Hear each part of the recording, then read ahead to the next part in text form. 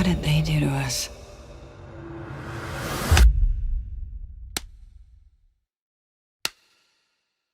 Run away. Like you to stay. Hello, everyone. It's Chris Itwa here, and welcome again to another one of my reviews. And today I'm going to be reviewing Netflix's and Marvel's Jessica Jones Season 2. Now, the only one of these Marvel Netflix series that I've reviewed was The Defenders. So I feel the need to say this again that I am a absolute huge fan of this Marvel Netflix series. I didn't really get into the series until the year after Daredevil Season 1 first launched. And then I just started watching all the ones I missed, like Jessica Jones Season 1. And then I caught up on Luke Cage and all the other stuff, Daredevil Season 2. And I just absolutely love this Netflix universe that they're doing. I think these shows are a whole lot of fun. I really enjoyed all of them, with the exception of Iron Fist Season 1. Like a lot of people didn't enjoy it. But getting into Jessica Jones Season 1 might be my favorite out of all of these series. I just thought that was such a well done, fun series with a great story, great villain, just great dynamics, was so thrilling. I just really loved it. But as much as I loved it, I had my doubts about whether a season two of this show could work.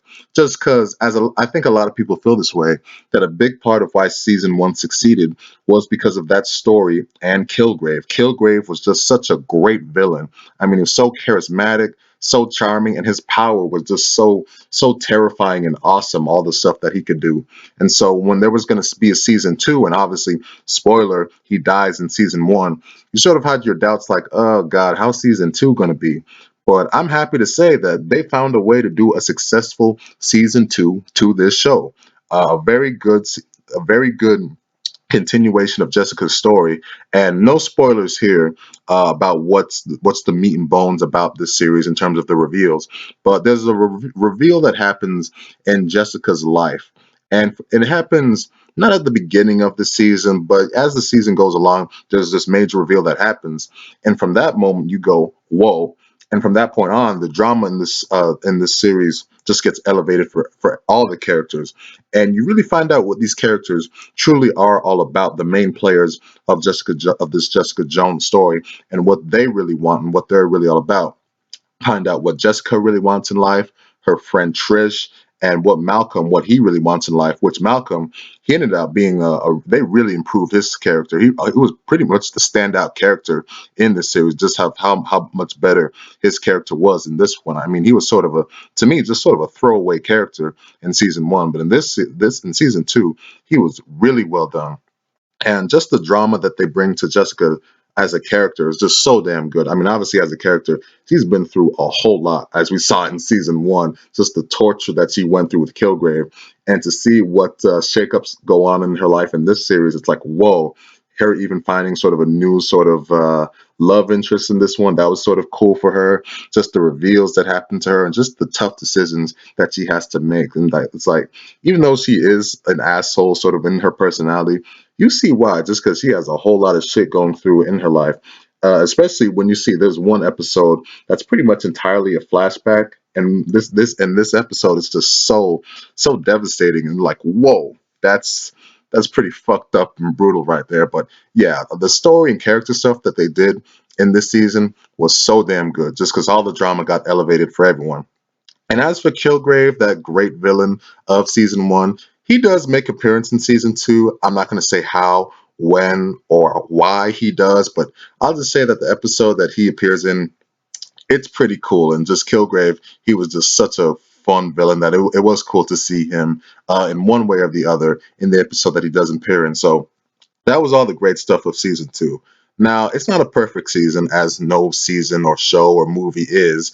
I think I agree with the sentiment that the first half of the show is the weaker portion, just because it is somewhat slow. It's sort of playing more on the mystery angle. There's not a whole lot of really standout stuff that happens. It's not until that reveal happens in Jessica's life where things get to really start elevating and the show becomes great. because from that point on, you get a whole lot of thrills, some great drama, even some cool action, and just a lot. That's when your best character moments take place from there. So yeah, the first half is not as good as the second half.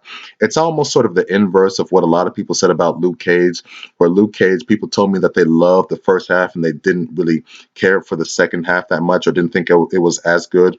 I never agreed with that sentiment about Luke Cage, but if you want to apply that to Jessica Jones, it's sort of the inverse of the problem that a lot of people had with Luke Cage.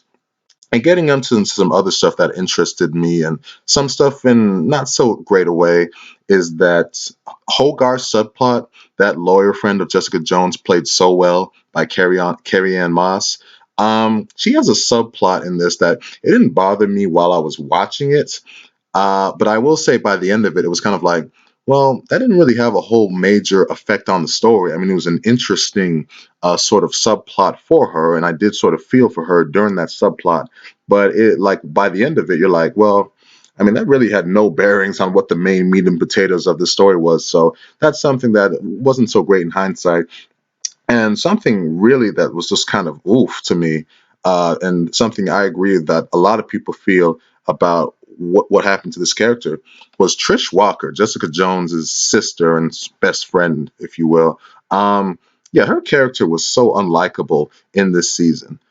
This character makes some choices, just some rationale, and just goes through things or just makes decisions to where you're like, whoa, what the hell happened to you? It's like you're the one turning into just sort of a pain in the ass now.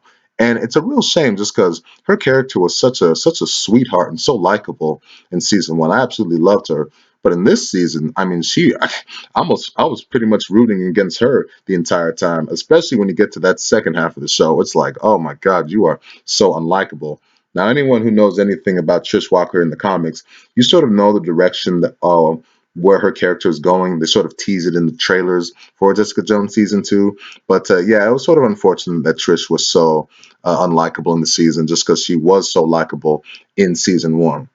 But in the end, Jessica Jones season two surprised me in how good it ended up being. Just because I had my doubts on how a season two could succeed without Kilgrave, but it ended up working really well. Just because they do great character stuff with all the main players of the story, continue to develop Jessica Jones as a character, and really make you feel for her. By that final episode, I mean there was stuff happening to where I was getting a little choked up just because some stuff was just so sad, and some of the character moments were just a little heartbreaking here and there. So it's like, whoa, if you can get that reaction out of me, y'all know you've done a really good job. So yeah, I ended up really enjoying Jessica Jones season two. If I had to rate it, I would give it a 9 out of 10.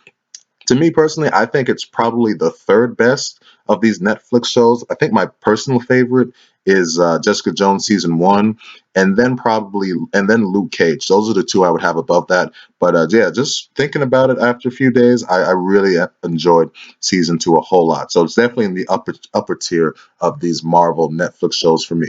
So I hope you all enjoyed this review. Leave your comments and tell me what you thought about Jessica Jones season two, and I'll see y'all around with another video.